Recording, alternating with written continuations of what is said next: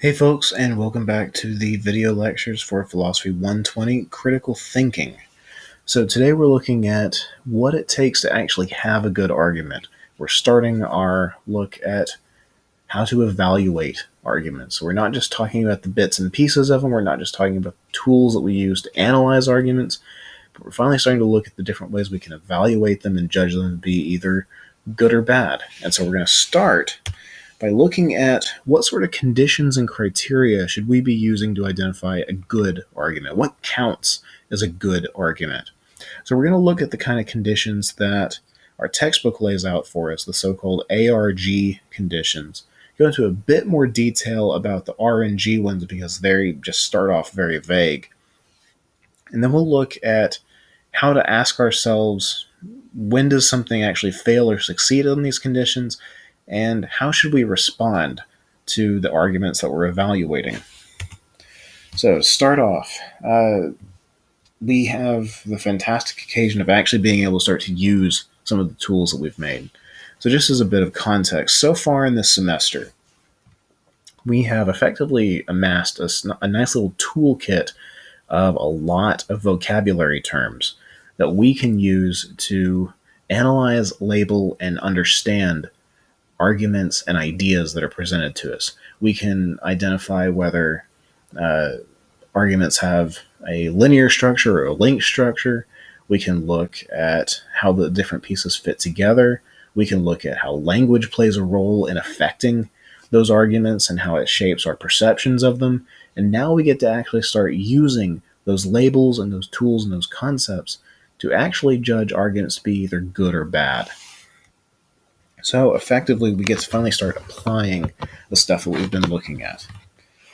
Now, it's worth mentioning before we go too far what the actual goal of a good argument is. Overall, we're going to refer to a good argument as a cogent argument. Good on its own is just a really vague term, and I mean that in the most specific sense we talked about last time. The term good is just honestly a really loose kind of term that doesn't really tell us much on its own about the argument. We have to kind of connect up what an argument's supposed to actually do with the concept of good to see whether or not it is one. And so to be a little more specific and more precise, we're going to use the term cogent to describe good arguments. Now, as far as we're concerned, a cogent argument is one that is acceptable, that has acceptable, believable premises, and is structured so that those premises actually give support to the conclusion, which sounds obvious and kind of like a no-duh kind of moment, given that's how we defined an argument. But it's harder to accomplish than it might sound. A lot of arguments are unsuccessful. They're just not good reasoning, especially given how many arguments there are actually out in the world. Probably the majority of arguments that are given are not good ones. They're not cogent in any way.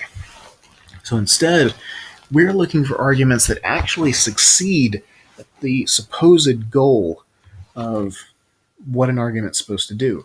That is, we're looking for arguments that actually do give some kind of support to their conclusions. And the way that we look at this, the way that we have some actual criteria to work with, is what our textbook refers to as the ARG conditions. And it gives us the nice little line that we can remember these by being it's the first part of the word argument. But honestly, they're just some pretty common sense and straightforward ideas that we can use to look at and sort of form a nice little checklist of whether or not an argument's actually successful at what it's trying to do. So first off, we have the A condition, whether or not the argument has acceptable premises. Now, a cogent argument should be written and presented in a way that the premises are reasonable for the people it's presented to believe. So not everybody is going to believe every set of premises on their own. They're not going to find them acceptable. For example, if you're presenting an argument for atheism or something like that, a whole lot of religious people are going to flat out say, I could never entertain concepts like these. And that doesn't automatically disqualify an argument from being good. Good arguments can be rejected by rational people. It's why we have disagreement about philosophical and complex ideas, because people often have good arguments for clashing sides of things, or don't accept good arguments and have good reason to do so. But if the argument's going to be a good one, then the people that it's targeted at, the people that it's presented to, should be able to find the premises, the way they're presented, to be acceptable in some way, that it's at least possible for these things to be true. They ought to have some degree of good reason to accept it, and no good reason to automatically reject it as false. And we see this sort of thing show up with philosophical arguments, especially with various descriptions of like how the world works or what some of the fundamental concepts in the world are. Oftentimes, you'll see a theory present something that entirely contradicts something that the audience takes as fundamental. Take, for example, the idea of free will. In some of the debates about free will, about whether or not we're actually free to make our own choices and control what we are, or whether we're determined by all the different forces in the universe, like dominoes in a line, or like gears in a machine. Uh, One idea that gets thrown around in those debates is the idea of moral responsibility.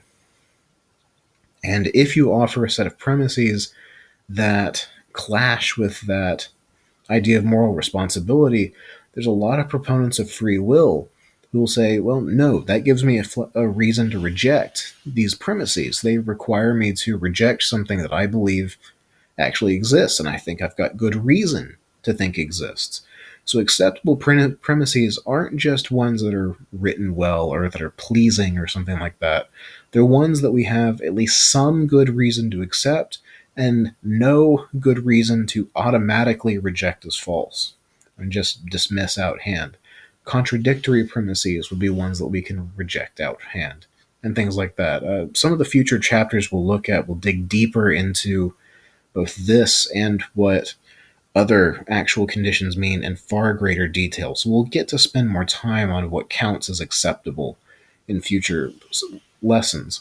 But for now, let's go with the conditions of we got to have good reason to accept it and no good reason to reject it, based on who the argument's targeted towards. Now, for the ARG conditions, we also want to look at whether or not the premises are relevant. Now, the premises have to actually be relevant to the conclusion in order for it to be a good argument, which again sounds like an obvious and no duh sort of point. But this is actually worth mentioning. Relevance is something that isn't always obvious between premises and conclusion. So it's worth looking at the argument and seeing whether or not there's a real link that can be made between the evidence being given and the conclusion that is supposedly being supported. If the evidence doesn't directly link to it in some way, if it doesn't have a certain relationship to that conclusion, then really we're just spouting disconnected facts.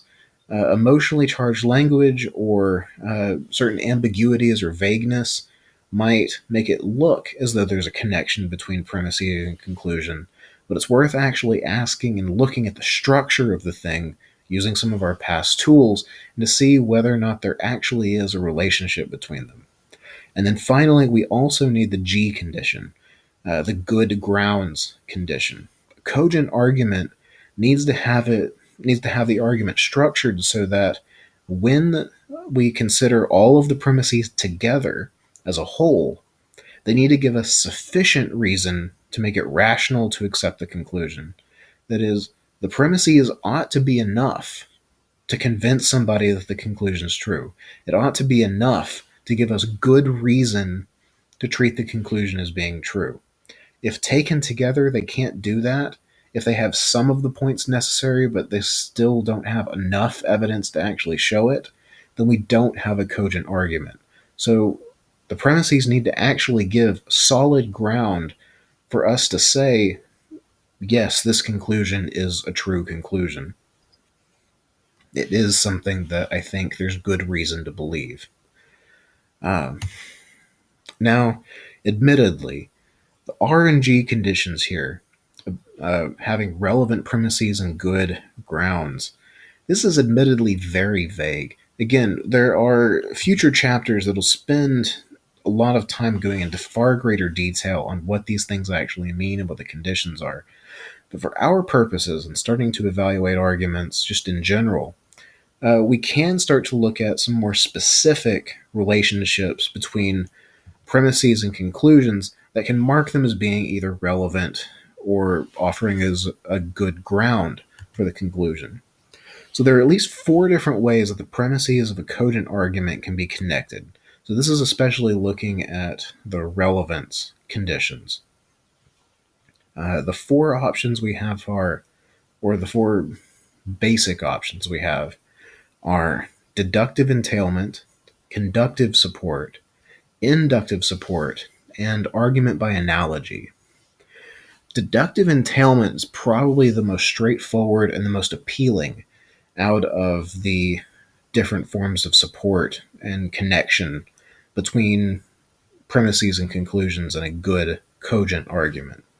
Deductive entailment is when the premises of an argument make it so that if the premises of the argument are true, the conclusion must also be true. In other words, a argument that has deductive entailment, also called deductive validity, or just being a valid argument, an argument that has this guarantees that if the premises are true, the conclusion must also be true.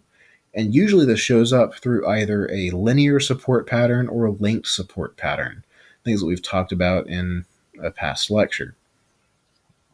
But the argument needs to have one of those two patterns to it, one of those two structures to make that type of tight connection between the premises and conclusion.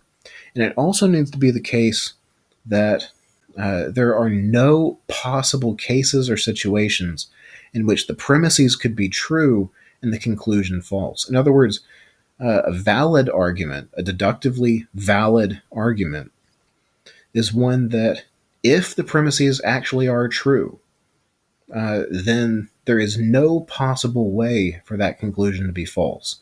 One example of this is the Socrates argument that we've looked at a couple of times now, that all men are mortal, Socrates is a man, therefore Socrates is mortal.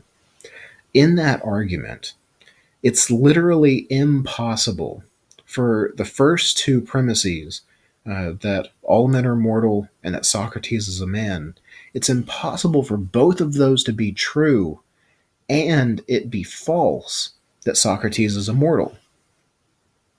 Because if the first two premises are true, we've established that every single man everywhere is mortal, with no exceptions. If it's actually true that all of them are mortal, there are no exceptions to that. We then say in the second line that Socrates is one of those people that we just declared in premise 1 to be mortal. So, if that's true, then Socrates himself must also be mortal. He's part of the group. And it's impossible for him to be part of the group that is mortal and for him not to be. If it were possible in some way, we'd be contradicting ourselves. We'd effectively be crazy people spouting crazy nonsense. So valid arguments only work if there is no possible way for the premises to be true and the conclusion false. Now, it's worth noting for a deductively valid argument that it's not automatically going to give us true conclusions. There's always this big if statement. It's if the premises are true. But this is why we also have the condition of having acceptable premises. If we've gotten this far in our evaluation, if we've gotten to the R conditions, then we should have already looked at whether or not the premises are actually acceptable for us to believe. So deductive entailment on its own doesn't guarantee truth. It just says that if those premises actually work out to be good ones, then the conclusion must also be true.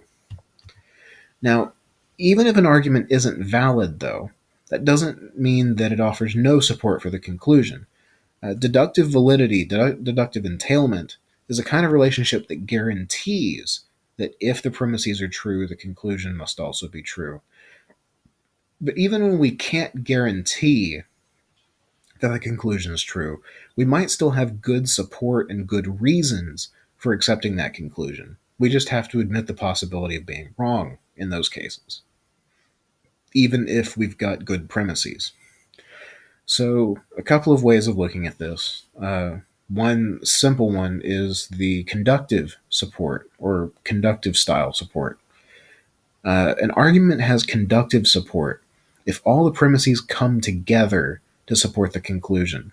This is something a lot like a convergent structure to an argument, where instead of a linked pattern between individual premises, you have to take all of them as a whole to see that the conclusion really is well supported. And this is sort of like uh, choosing to like buy a house or a car with a checklist or a wish list of things that you need that car to have or that you want that car to have. Like, say you're going and shopping for a new car. You, of course, need it to have the basics. It's got to have good wheels, good brakes, decent engine. But you might also put on that it needs good gas mileage. You might be like my wife and have to insist on a sunroof in every car that you ever buy because once you got one, you were spoiled to it. And she admits it. I like to poke fun at her a little bit over it. You might also look for a stereo that links up with a phone by Bluetooth or something like that. You know, you get tired of having cables everywhere. You may want built-in chargers. You may need a certain kind of cup holder or something. I don't know. But the point is that you might have a wish list of things that you're looking for in a car when you go out shopping. And individually, no one of those is enough to say that this is the car you should get. You can't guarantee using a single item off that wish list that you should get a Honda Accord versus a Civic or either of those versus a pickup truck or something like that.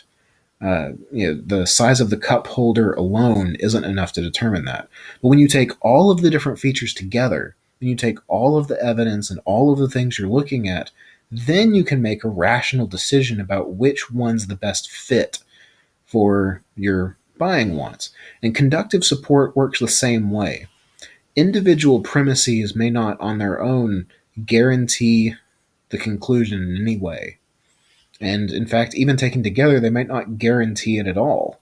But when you take all of them together, you can see that they do give a lot of support to a conclusion if it's done correctly. So if an argument has this kind of structure where taken together, the premises do support the conclusion, then we have one of the possible ways of building a cogent argument. We do have conductive support in that situation. Now, we could also have inductive support instead, or in addition to the others.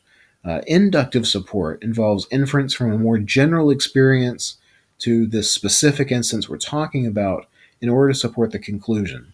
This is when we look at things like past observation or our broader experience of a topic, and we take all of that experience together and use it to support the conclusion. This is when we get things like say, the argument that all ravens are black. You might say something like, well, I've only ever seen black ravens. Therefore, it seems like all ravens are black. And that certainly doesn't guarantee that all ravens are black. It's not a form of deductive validity because it's always possible that a random albino raven could be born, or maybe a freak accident happens and they're all born purple or something. But regardless, the fact that every single raven you've ever seen was black, and let's assume that you've even seen a lot of ravens. Maybe you have a hobby of bird watching, or you've got an Edgar Allan Poe fetish or something. If that's the case, if you truly have seen a lot of ravens, many ravens, hundreds of ravens, and every single one of them has been black, that seems like it gives good reason to support the idea that all ravens are black. You've got good expectations and evidence for that idea. It's not a whole bunch of separate individual premises coming together that are each individually distinct. You just have your past experience. And it doesn't guarantee that all ravens are black. But that body of evidence still does seem to give good reason for it. And so we can label this as inductive support, and it's one of the ways that we can build a cogent argument. Now, the fourth way that our textbook talks about that a cogent argument could be put together is by saying that the premises and the conclusion could be connected by analogy. And this is when we build an argument with a linear support pattern, where each of the premises supports another one, in order to link several relevantly similar cases together. And so, by moving from one case to another one that seems relevantly similar, that is, similar in the right sorts of ways, in the ways that are relevant to the kind of thing that we're talking about, then we can actually still build a good argument. And this sort of thing's quite prominent in the sciences. This is where you get, like our textbook uses, animal trials as evidence for this sort of thing, or as an example of this sort of thing. If we do drug trials in mice, for example, and we see that 60% of the time this new drug was able to get rid of brain tumors, then we might say that, well, mice are somewhat similar to people in a lot of ways. There's a reason why we use lab mice for drug and medical testing. And so, because mice are similar to people, we have at least some reason to think that this same drug might get rid of brain tumors in humans. So, we look at the similarities between cases to draw conclusions based on those similarities. But a couple of warnings. The stronger the similarities between cases, the more support there is between them, and vice versa. The more different that two cases are, the less evidence that it actually offers for the final conclusion or for the next step in the argument. We also are only concerned about relevant similarities. The fact that two situations are similar on its own isn't enough for us to be able to draw conclusions using the first one as evidence. They have to be similar in ways that are actually relevant to the topic at hand. So the fact that, say, Cairo and Albuquerque are both in the desert is a similarity. But if I want to draw conclusions about, say, the culture of Cairo using Albuquerque as evidence, well, that's a lot less viable. Because while Albuquerque and Cairo are similar in some ways, they're not necessarily similar in others. They're not necessarily from anything resembling the same sorts of cultures or backgrounds or placed in the same context or so on. So we need to be concerned about relevant similarities rather than just any similarities. We have to have good analogies, not just any sort of analogy, which again can sound obvious, but it's a warning very much worth repeating. Now, with these conditions, the ARG conditions, we can basically put them together to form a checklist for us to ask ourselves anytime we're faced with an argument.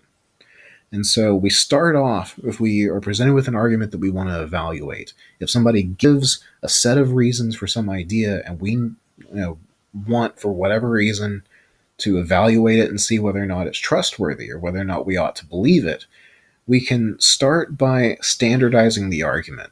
Doing this just makes it much easier to work with for all the reasons we've looked at so far. So we'll start by standardizing the argument. And then we start asking ourselves, are the premises acceptable? Do we have at least some good reason to accept them? And is there an absence of reasons to reject them? If there are any reasons to reject them at all, then we might not want to say that the premises are actually acceptable. And if that's the case, then we actually stop right here. This is literally a procedure for us to go down, a checklist for us to go down. If the premises aren't acceptable, the rest of the argument doesn't really matter. It doesn't matter if they've set up a deductively valid inference that guarantees that that conclusion would have been true if the premises are junk in the first place. So, if we get a yes to that first question, then we can start asking the questions connected to the R condition. Are they relevant to the conclusion? What kind of support do they give? See if we can identify which of the four different patterns that the argument has. If it doesn't use any of them, well, then we might be looking at a very odd or rare sort of argument that doesn't fit any of those patterns. But it may also just be the case that The premises and the conclusion just don't have anything to do with each other. So we need to ask ourselves, can we find any sort of connection between the premises and the conclusion? Do the premises actually say something about the same kind of topic that the conclusion does? And if they do say something about it, do they say something in any sort of conclusive or convincing way? Do they truly count in favor of that conclusion being true? And then, if we can establish that there is some sort of link between these, now we can ask, so how strong of a link is it? Taken together, do the premises give good and sufficient grounds for that conclusion? And sufficient, I really think, is the key word here. There can be all sorts of premises that give some reason for the conclusion being true. But if they don't give a sufficient reason, if they don't give us enough reason to actually and rationally accept the conclusion of an argument, then overall the argument's not doing its job, because it's supposed to be giving a set of reasons that can help convince us, rationally persuade us that the conclusion's true. And the textbook overall has actually a pretty good walkthrough of each of these different steps. For the sake of your time as well as mine, I won't just read through and go over that sort of thing with you. But I do highly recommend that you go through the section failing the ARG conditions in Chapter 4, where it gives example arguments and how they might fail at each one of these. And so that section of the textbook, as well as the homework assignments, should give several different examples on what arguments that fail these things look like. But we also get to look at a few different arguments that are successful on all three counts. And if an argument is successful on all three of the different conditions, then we can say that the argument is cogent. We can say that it's actually a good argument that gives at least some good reason for accepting that its conclusion is true. Now, in addition to being cogent, we've got two other terms that we might apply to it, one of which we saw already with deductive entailment. So we might say that the argument's valid if it has a deductive entailment relationship between the premises and the conclusion. But we can also use a term from formal logic that refers to a sound argument. We might be able to say that an argument's sound, that is, that it's valid with true premises. So remember that a valid argument is one that if the premises are true, then the conclusion must also be true. A sound argument is a valid argument, one that has deductive entailment, and also actually has acceptable true premises. So we might have a sound argument on our hands, and if that's the case, it's almost guaranteed to also be cogent. These are things that you won't identify before you identify a cogent argument, simply because cogent seems to be a lower standard overall than soundness. But it's worth noting that we might occasionally run into arguments that are referred to in these ways, and it's worth knowing how the different terms fit together. So, cogent arguments are ones that give good reasons for their conclusions. Valid arguments are arguments that have a certain kind of relationship that's found in some cogent arguments. And sound arguments are almost always cogent arguments that also have a deductively valid structure to them and have true, acceptable premises. Worth just having the extra bit of vocabulary. Now, once we've actually gone through and evaluated an argument, though, it is worth asking, what am I supposed to do now? So I've determined whether an argument is or isn't cogent. But at that point, we need somehow to respond to the argument that's being offered. Not necessarily directly, because a lot of the arguments you'll deal with will be written down, or it'll be in a textbook. It'll be something from a philosopher who might have been dead for 1,000 years. It might be the president of the United States or some other politician. It might be a car salesman. So you don't necessarily need to respond directly, as in like write a letter or start shouting at the person on how much you hate their reasoning or anything like that. But when we're faced with arguments that we're evaluating and thinking critically about, we should react in some way to them. Because effectively, what the arguer has done when they present an argument is they've created a kind of context, a dialectical context in which we're now together, just as people working together, discussing and deliberating about some topic. And they've offered reasons in support of a conclusion, and it only seems right that in that context, we really ought to respond in some way. We can pretty much offer either reasoned acceptance, where we've thought about the reasons that they've offered and agreed with them. We might do the same but reject the position, or we might suspend judgment. We might decide that, well, I really don't know either way. Your argument hasn't really convinced me, um, and it may be cogent or not. There may be some things that I'm unsure about. I may not know whether or not all of these premises are acceptable, or I may not know enough about the topic to be able to see the links between the reasons that you give and the conclusion that you give. But either way, we ought to react with one of these three responses.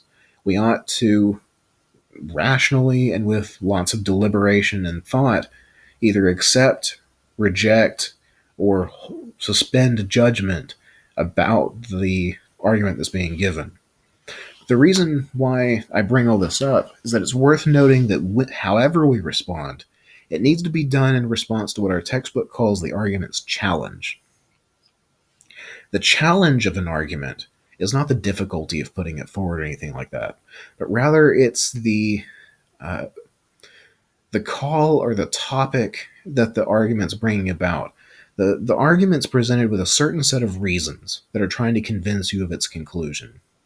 It has a certain set of reasons that the original arguer thinks are relevant and sufficient for you to agree with that conclusion.